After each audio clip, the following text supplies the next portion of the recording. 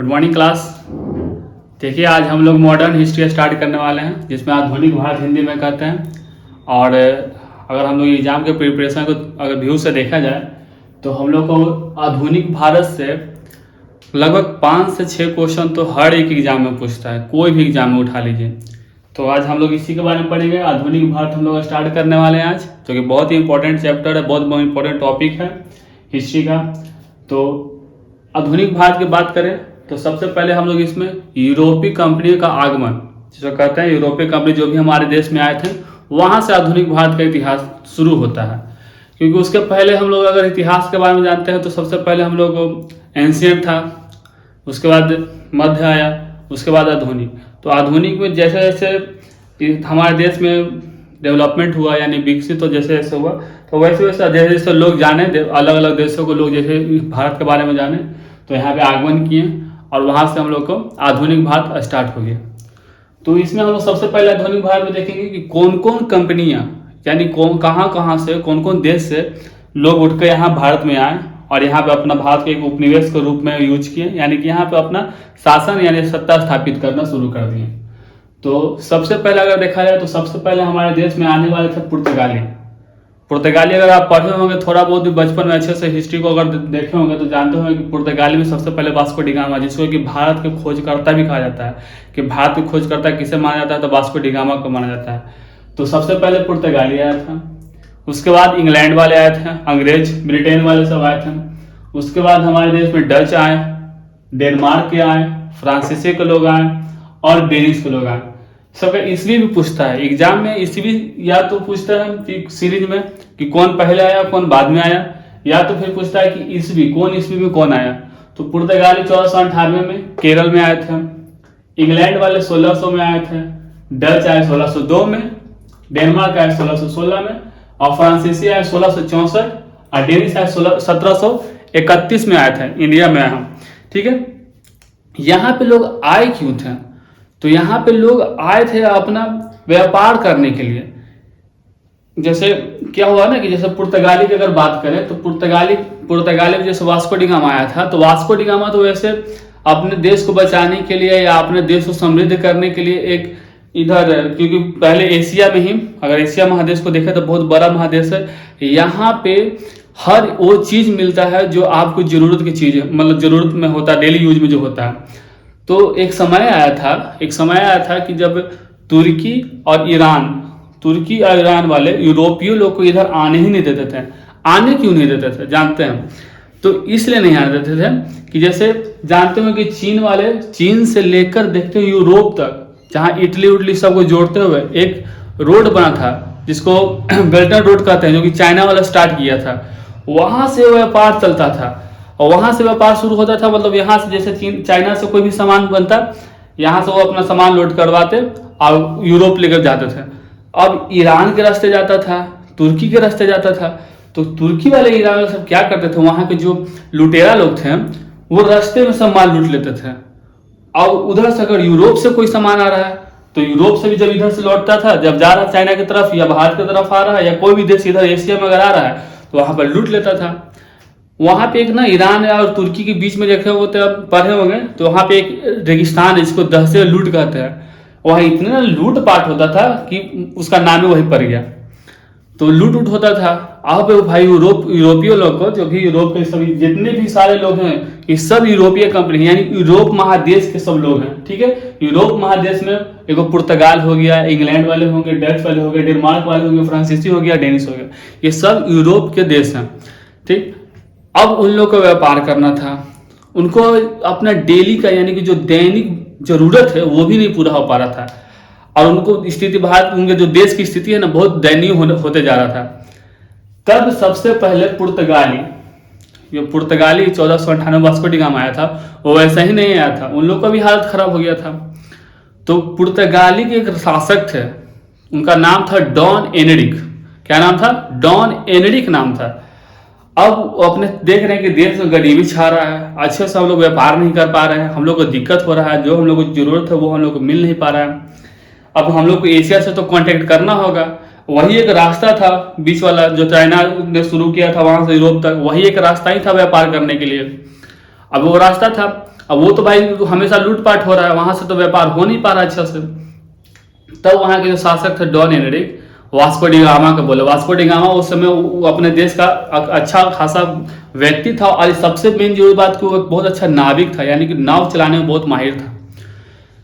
तो जो ये डॉन हेनरिक है वो उनके पास गए, उनको बुलाए अपने दरबार में और बोले कि वास्को डी गामा को कि देखो भाई आप बहुत अच्छे नाविक हो, जानकार हो, आप जहाज बहुत अच्छे से चलाते हो, जहाज मतलब एक तरह से अच्छे हो, तो आप वहाँ जो एशिया का है ना, एशिया में हम लोग को व्यापार करना है, तो कोई अलग रास्ता ढूंढो कि वहां पे हम लोग जाके अपना व्यापार शुरू कर सके। तब इनको ने वास्को डी गामा ने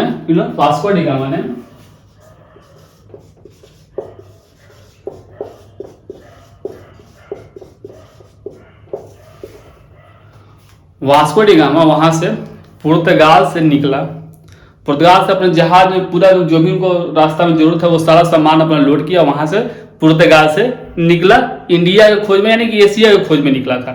ठीक है, और उस समय जब बात कर रहे हैं 1498 के आसपास में, तो इंडिया बहुत समृद्ध देश था, क्योंकि उस समय हमारे देश में कृष्णदेवराय थे और उस समय हमारे मुगल शासक भी थे, तो हमारा देश व्यापार बहुत अच्छा होता था और एक व्यापार का केंद्र भी था ये भारत। ठीक है, तो एक मेन व्यूज दे देखा जाए तो पुर्तगाली जो था वो मेन भारत की खोज में ही निकला था कि भारत में हम और किस रास्ते से जा सकते हैं।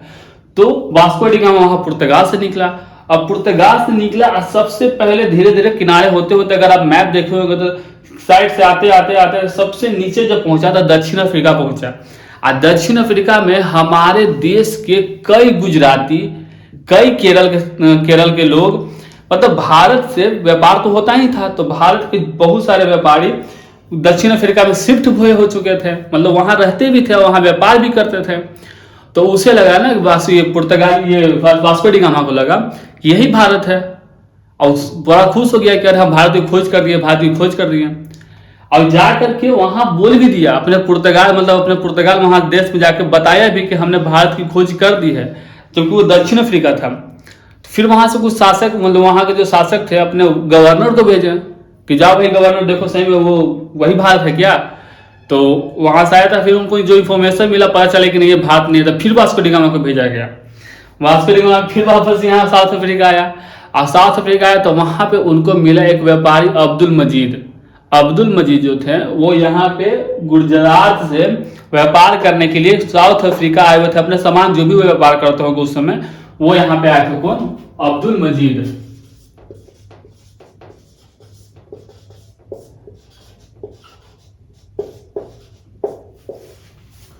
अब्दुल मजीद हो गया, ये वास्को डी गामा को बुलाए, क्या बोलते रहो तो जी, कह रहे हो यही बात है, ये बात है, अगर भारत का रास्ता जानना है चलो मेरे साथ। यही अब्दुल मजीद जो कि गुजराती थे,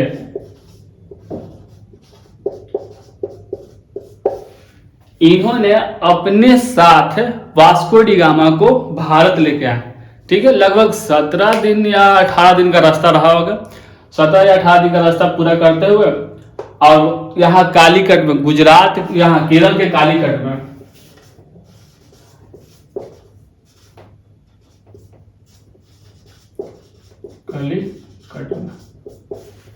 यहाँ पे अब्दुल मजीद ने वास्को डी गामा को लाया। ठीक है, केरल में। अब जब केरल में आया तो भाई हमारे देश में शुरू से ही ये रहा है कि अतिथि देवो भव, देखा कि अरे कोई विदेशी जहाज आ रहा है, तो वहां के जो शासक थे, केरल के शासक, जिसको कि जमोरियन कहा जाता है,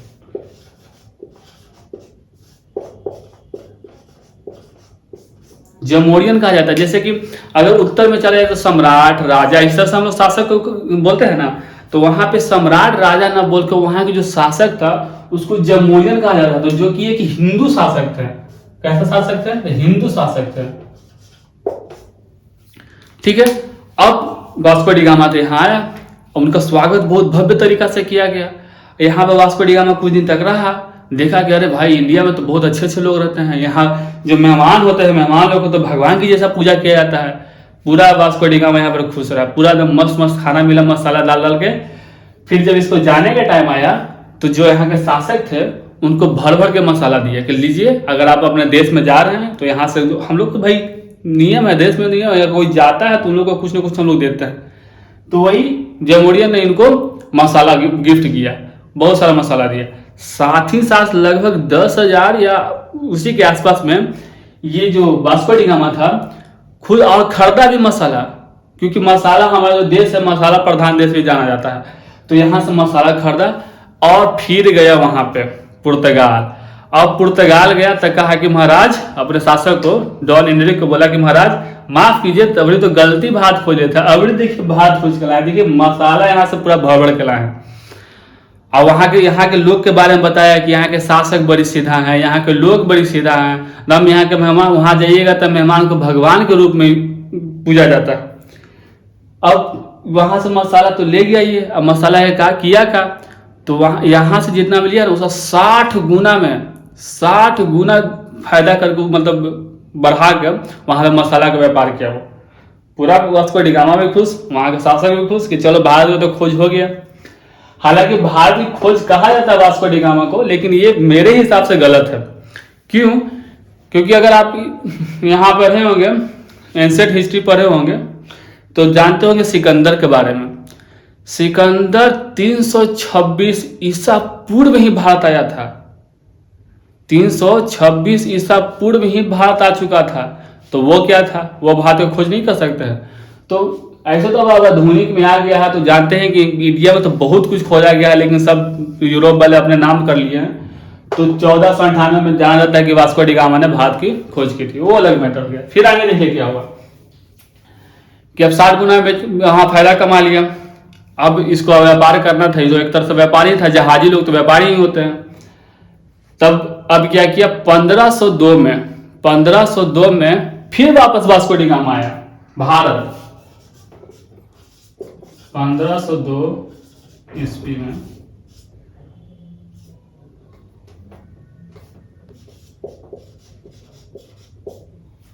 वापस भारत आया वास्को डी गामा। ठीक है, यहाँ पूरा एकदम घूमना शुरू, मतलब इसको तो अच्छा लगा इंडिया, पूरा इधर उधर घूमता था। कब केरल जा रहा है, कभी कोची बंदरगाह घूम रहा है, तो कभी उधर घूम रहा है, कभी उधर घूम रहा है, कन्याकुमारी देख रहा है, इधर उधर पूरा घूमता था। अब लो, इसको यहाँ हो गया बीमारी, काटा हो गया इंडिया में मच्छर वच्छर, कुछ बीमारी हो गया इसको। अब वो बीमारी के चलते यहीं पे वो मर गया। अब जो मर गया, रास्ता तो बता दिया था कि भाई यहाँ ऐसे ऐसे जाएंगे तो यहाँ भात मिलेगा। तब आया पहला गवर्नर, पुर्तगाल का सबसे पहला गवर्नर भारत आया। अब ये आए क्यों, देखते हैं आगे। तो सबसे पहले 1505 ईस्वी में अल्मोड़ा आया।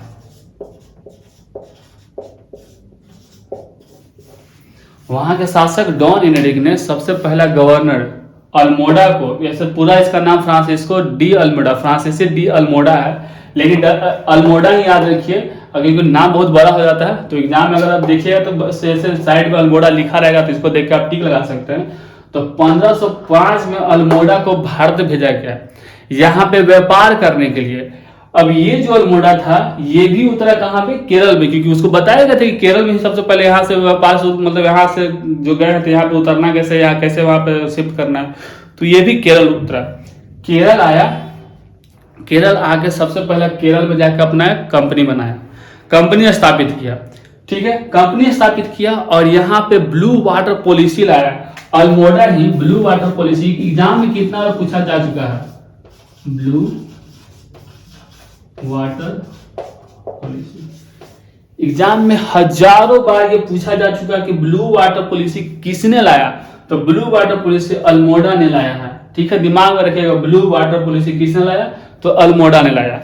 ठीक, अब इसके बाद 1505 से लेकर 1509 तक अल्मोड़ा भारत में रहा। अब वहां से शासक कह रहे क्या कर रहे हो, कुछ होता फायदा हो नहीं रहा था इससे, क्या कर रहे हो भाई इंडिया में, ना तुम अच्छा से व्यापार कर रहे हो, ना अपना सत्ता मतलब कंपनी को बढ़ा रहे हो, तुम कर क्या रहे हो। तो अल्मोड़ा कहा कि भाई सब हमसे नहीं होने वाला है, मतलब जो भी है इससे देखा गया कि इससे व्यापार अच्छा से नहीं किया जा रहा है, इसको वापस बुला लिया गया। 1509 में ये वापस गया। अब 1509 में आया अल्बुकुर्क। कौन आया,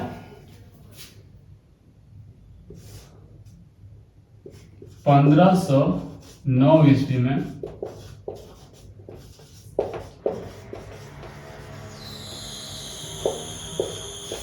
अल्बुकर्क आया। अब जो कहते हैं ना कि वास्तविक संस्थापक, पुर्तगाली लोग का वास्तविक संस्थापक कहा जाता है अल्बुकर्क को। ये इतना ना भयंकर साथी था, गवर्नर था, ये भी गवर्नर ही था।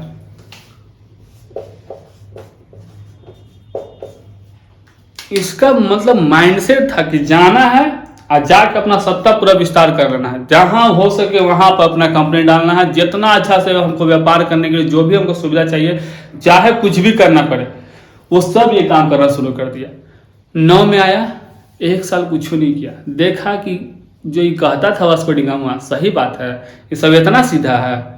तो आया 1 साल शांति से पूरा देखा इंडिया को कि हाँ यहाँ के शासक कौन है, यहाँ का शासक कौन है, दोनों शासक में बनता है कि नहीं बनता है, लोग सही से रहते हैं कि नहीं, लोग में क्या व्यू है, उन लोग का क्या सोचते हैं।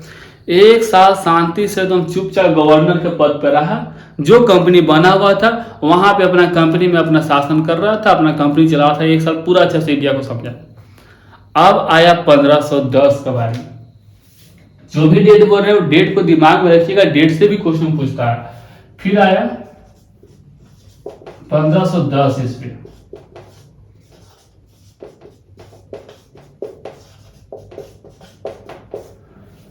1510 में गोवा जीत लिया। गोवा के उस समय मतलब बीजापुर उस समय एक साम्राज्य था। अगर हम लोग जब मध्य इतिहास पढ़ेंगे ना तो उसमें हम लोग पढ़ेंगे कि बीजापुर के शासक कौन थे, फिर उधर दिल्ली में शासक कौन था, तो उस समय हम लोग पढ़ेंगे। तो बीजापुर के जो शासक थे उसी के अंडर में गोवा आता था। गोवा भी हम लोग देख रहे हैं मैप में, देखते होंगे इंडिया में, तो छोटा सा गोवा जो है, तो गोवा को इसने बीजापुर के शासक से 1510 में जीत लिया।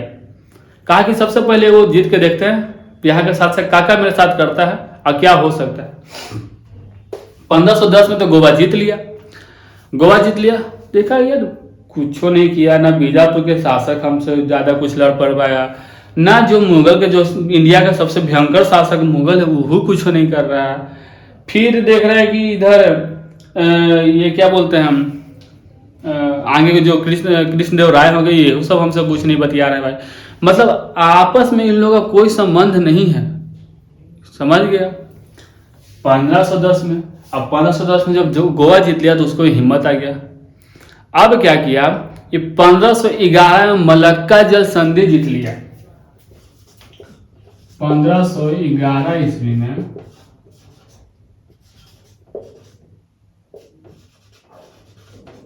मलक्का जल संधि। अब 1515 में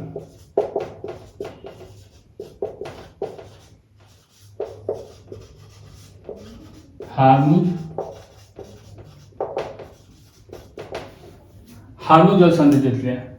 अब आप सोच रहे हैं कि 1511 में मलक्का जल संधि क्या है जीता, हार्मुज जल संधि क्या है जीता। जल संधि किसे कहते हैं पहले समझ लिया तो थोड़ा सा, जैसे छोटे से एरिया रहता है, नहीं जैसे देश हो गया या कोई भी जो जमीन के बीच में जो समुद्र का जो रास्ता निकलता है, यानी कि बड़ा से एरिया में, तो उसी को जल संधि कहते हैं।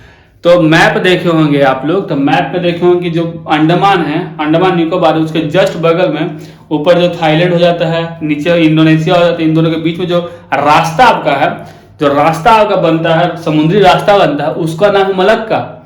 और उधर चलते हैं पश्चिम की तरफ, तो पश्चिम की तरफ जब देखते हैं तो यहाँ यूएई यानी कि जो हमारा सऊदी अरब के बीच में से सऊदी अरब हो गया, यहाँ ईरान जो हो गया, ईरान, तो यहाँ से जो रास्ता गया है उसको कहते हैं हार्मुज जल संधि। तो इसको जीत लिया। अभी जीता क्या है, तो आगे देखते हैं थोड़ा सा कैसे क्या था।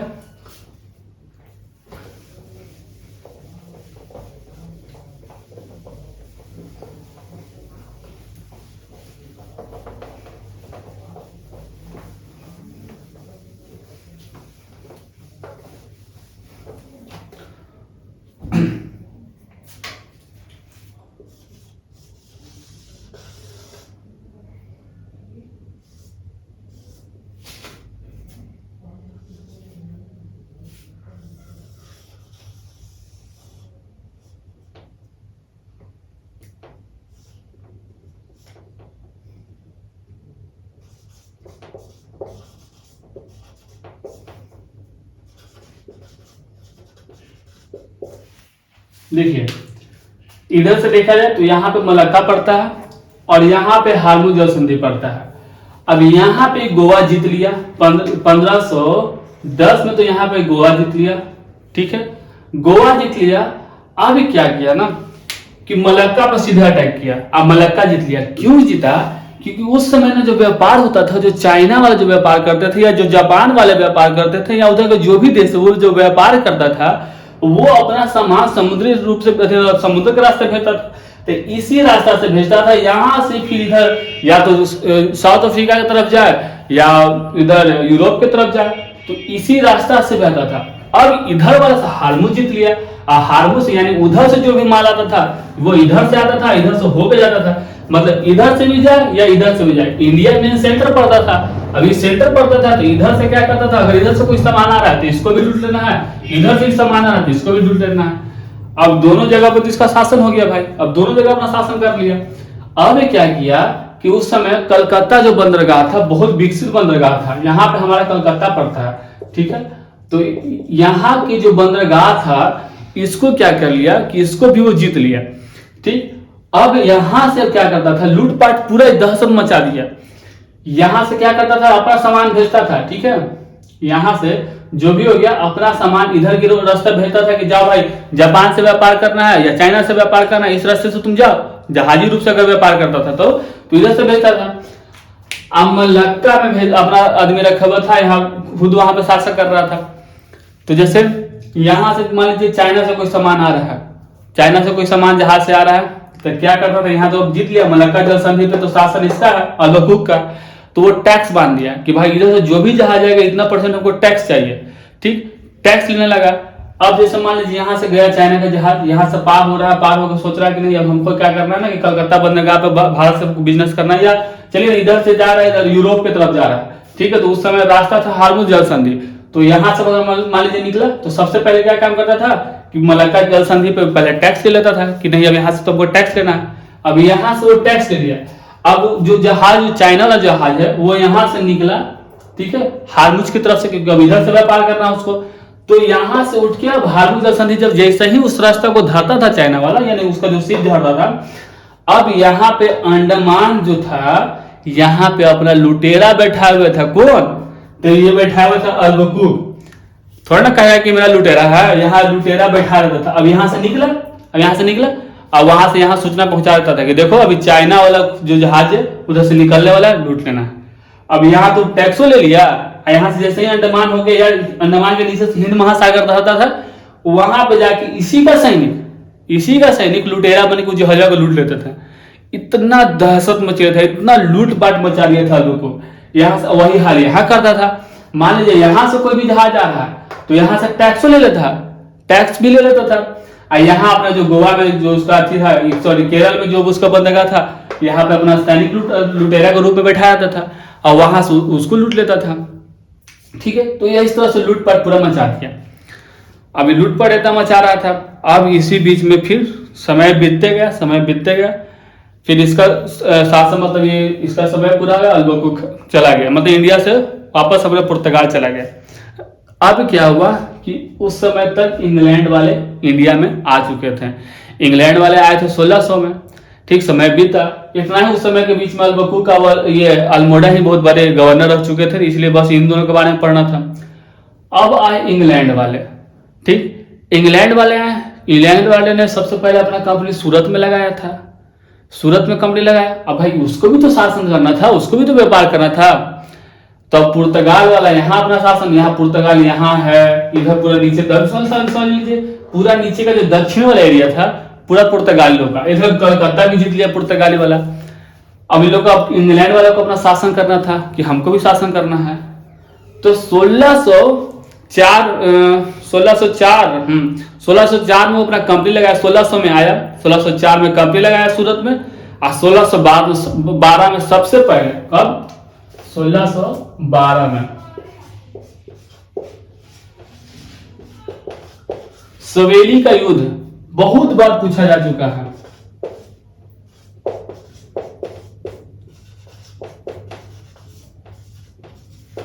सवेली का युद्ध हुआ पुर्तगाली और इंग्लैंड के बीच में, पुर्तगाली और इंग्लैंड के बीच में सवेली का युद्ध हुआ 1612 में। जो कि ये इंग्लैंड वाले के थ्रू में, इंग्लैंड वाले के ओर से जो भी उनका गवर्नर कहिए या वायसराय तो उस समय नहीं था, गवर्नर कहिए या उनका जो भी लीडर कहिए, उसमें थॉमस बेस्ट, क्या नाम था, थॉमस बेस्ट। कई बार ये नाम भी पूछा जा चुका है। हालांकि जो छोटे लेवल के बिहार पुलिस या यूपी पुलिस इस तरह का एग्जाम देखा जाए, जीडी देखा जाए, तो उसमें नाम नहीं पूछा जाता है। बड़े लेवल में बीपीएससी या इसमें देखा जाए यूपीएससी में, तो उसमें नाम भी पूछ देता है कि कौन नेतृत्व कर रहा था, इस तरह से क्वेश्चन पूछे। सवेली के युद्ध में इंग्लैंड की तरफ से कौन नेतृत्व कर रहा था, तो थॉमस बेस्ट, नाम लिख देना है, थॉमस बेस्ट नेतृत्व कर रहा था, जीत गया। इंग्लैंड वाले 1612 में सबसे पहले पुर्तगाली वालों को हराए थे और वहां से हरा के अपना यहाँ पे सत्ता स्थापित करना शुरू कर दिए थे। ठीक है, वो तो अलग बात है। जब हम लोग इंग्लैंड पढ़ना शुरू करेंगे, अभी तो पुर्तगाली के बारे में समझ रहे हैं, इंग्लैंड में जब जाएंगे तो और अच्छे समझेंगे और क्या क्या हुआ था। अभी आगे देखें क्या हुआ। तो पुर्तगाली को ही माना जाता है कि हमारे जो देश में तंबाकू और आलू का जो खेती होता है, किसका, तंबाकू और आलू का खेती,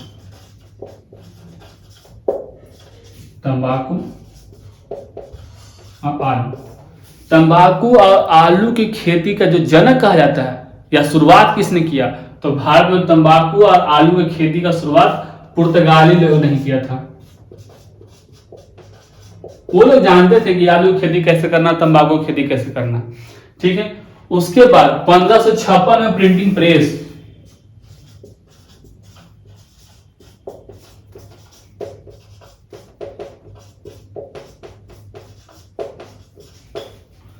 प्रिंटिंग प्रेस के संस्थापक यानी स्थापक जो भी कर सकते हैं, तो पुर्तगाली ही थे 1556 में। ये भी क्वेश्चन कई बार पूछा जा चुका है। 1556 में प्रिंटिंग प्रेस कब शुरू हुआ भारत में, तो 1556 में। किसने शुरुआत किया प्रिंटिंग प्रेस भारत में, तो पुर्तगाली ने शुरू किया। ठीक है, और एक ही के साथ एक और जान लीजिए कि जो जापान से जो हम लोग आज व्यापार करते हैं, तो जापान के साथ व्यापार करने के लिए शुरुआत भी जो था पुर्तगाली ने ही किया था। किसने, तो जापान के साथ व्यापार,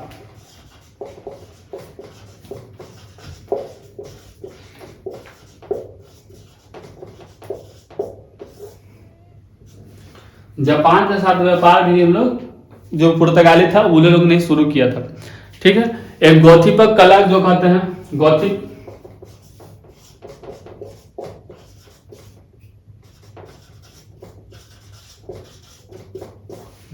कला का जो जनक है उसे भी पुर्तगाली को ही माना जाता है।